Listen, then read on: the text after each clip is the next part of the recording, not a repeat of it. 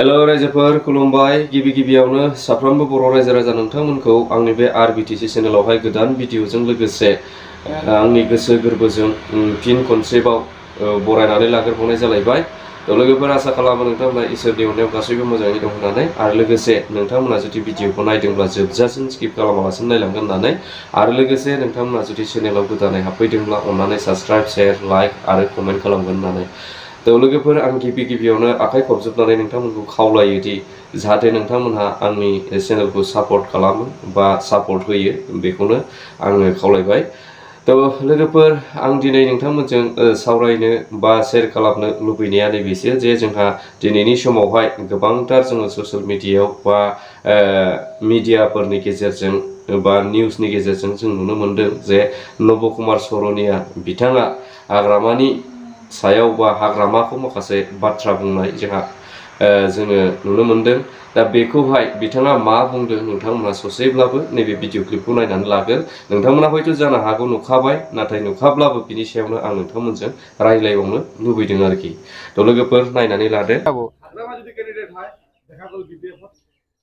হাগ্ৰামা মহিলাৰ কেণ্ডিডেট হ'লে তো মই ৱেলকাম জনাম, ঠিক আছে, ৱেলকাম জনাম। হাগ্ৰামা মহিলা যে এইবাৰ যদি কেণ্ডিডেট আপোনালোক নিশ্চিত থাকক 2021-ত কি কয় এইটো 24-25-ত হাগ্ৰামা মহিলাৰে কিন্তু চিফ হ'ব বিটিচি।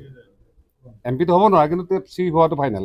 কাৰণ এতিয়া এটা কথা চলি আছে যে হাগ্ৰামাক বিভিন্ন ধৰণে প্ৰেচাৰ কৰা হৈছে, তেওঁ যাতে এজন ডেমি কেণ্ডিডেট দিয়ে, যাতে ইউপি বড় ভোটটো ট'টেল ল'ব পাৰে, গম পাইছে নাই? আৰু যদি সেইটো কৰে তেতিয়াহ'লে মই ভাবোঁ হাগ্ৰামা মহিলাৰ গোটেই পলিটিকেল লাইফটোত এটা সূৰ্য ডুবি যাব। रायजोफोर नोंथांमोना बे ससे भिडिअ क्लिपनि गेजेरजों बा ससे भिडिअ क्लिपखौ नुबायबो आरो खोनाबायबो आरो बिनि गेजेरजों नोंथांमोना हमदांनो हाबाय बा बुजिनो हाबाय होननानै आं हमनानै लाबाय जे दिनैनि समावहाय जोंहा नब कुमार सर'निया बिथाङा मा बुंखो हाग्रामा महिलारिखौ आरो बबे एंगेलजों बुंखो।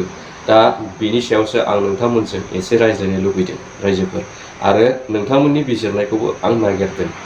दा बेनो जाहैबाय जोंहा नब कुमार सर'नियाया हाग्रामा महिलारिखौ बुंदों जे फैबाय थानाय जोंहा लकसभा बिसायख'थि बा एमपि इलेक्सनाव जुदि गमामायैनो हाग्रामा महिलारिया जुदि इलेक्सनखौ गेलेयोब्ला बा इलेक्सनखौ नमिनेसन होयोब्ला आंनि गोसो गोरबोजों आङो बिथांखौ वेलकाम खालामगोन बा बिथांखौ बरायगोन। बिथाङा बे बाथ्राखौ बुंदों आरोखि। नाथाय बे बाथ्राखौ बबे एंगेलजों बुंदों आं बेखौनो हमदांस'नो हायाखै। आरो बिथाङा बुंबावदों जे फैगौ 2025 मायथाइयावहाय जेब्ला जोंहा बिटिसि इलेक्सन जागोन, बे बिटिसि इलेक्सनावबो जोंहा हाग्रामा महिलारियानो देरहानानै बिटिसिनि चिफ जाफिनगोन। बे बाथ्राखौबो बिथाङा बुंदों। दा जोङो मोननैबो एंगेलखौ नायोबा जों नुयो जे हाग्रामा महिलारि बिथांखौ दिनैनि समाव बिथाङा माखासे बाख्नायनाय बा माखासे थुलुंगानायजों जों बाथ्रा बुंनायखौ नुनो मोनदों। दा बिथांनि बे बुंनाय बाथ्राफ्रा बा बिथांनि बे बुंनाय बबे एंगेलजों थांदों आं बेखौसो एसे गोनो गोथो मोनदों आरोखि। जे थारैनो जोंहा नब कुमार सर'नियाया आंनि दाव फैबाय थानाय जे बिसायख'थि बा एमपि इलेक्सन बाहाय बिथाङा नमिनेसन होनो हानाय नंलिया बा बाहाय बिथाङा इलेक्सन गेलेनो हानाय नंला जे जोंनि क'क्राझार एसटि रिजार्भ समस्तियावहाय। दा बिथाङा बाव गेलेनो हालाखौ नुहुरनानैनो दिनैनि समाव एसे इनडाइरेक्टयै दिनै बिपिएफजों माबा मोनसे जुरित जानानै बा बिपिएफ दोलोआव थानानै माखासे खामानि मावनायनि खाबुखौसो लानायनि माखासे खामानि सानदों नामा आं बेखौ सानदों आरोखि। बिथाङा बिपिएफ दोलोआव थानानै माखासे खाबु फलान बादि खामानि मावगोन नामा बा मावनायनि खाबुखौ लादों नामा, आंनि सोंथिया बे जादों रायजोफोर। मानो होनोब्ला बिथाङा दिनैनि समाव बेफोर बाथ्राखौ बुंथावामोन बा हाग्रामा महिलारि बिथांखौ बेबायदि वेलकाम खालामलायनो हानाय जानाङामोन आरोखि जुदि बिथाङा एमपि इलेक्सनखौ गेलेमारोमोनब्ला। मानो होनोबा बिथाङाबो एमपि इलेक्सन गेलेयोब्ला हाग्रामा महिलारियाबो सासे बा बिपिएफआबो मोनसे बेरेखा दोलो बा बिथांनि एगेन्स्टैसो गेलेनाय जागौमोन। दा बिनि थाखायनो बिथांनि बैफोर रावा दिनैनि समाव ओंखारनो नाङामोन होननानै आं सानदों।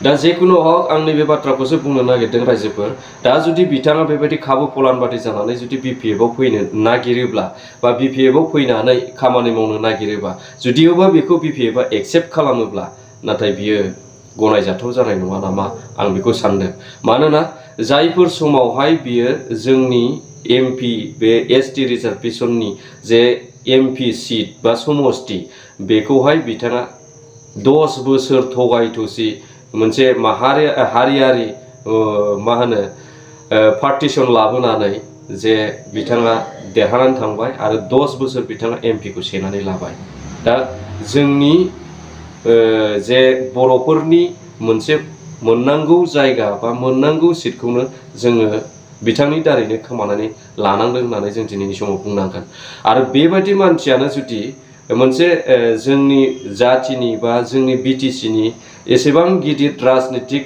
आन्चलिक दला जुदि बिथांखौ गोरलैयैनो एक्सेप्ट खालामनानै लायोब्ला बियो आंनि थाखाय गनायथाव जानाय नङा होननानै आं सानो बा साफ्रोमबो रायजो राजानि थाखायनो गनायथाव जानाय नङा होननानै आं सानो आरोखि थ' रायजो राजा नोंथांमोना बिनि सायावहाय मा बिजिरो मा सानो नोंथांमोना कमेन्ट हरनो दाबाव आरो नोंथांमोननि बिजिरनायखौ आंनोबो नांगौ आरो नोंथांमोननि बिजिरनायजों जाहाथे आंबो क्लियार जानो हायो बिनि थाखाय आं नोंथांमोनखौ कमेन्ट खालामनो खावलायबाय आरो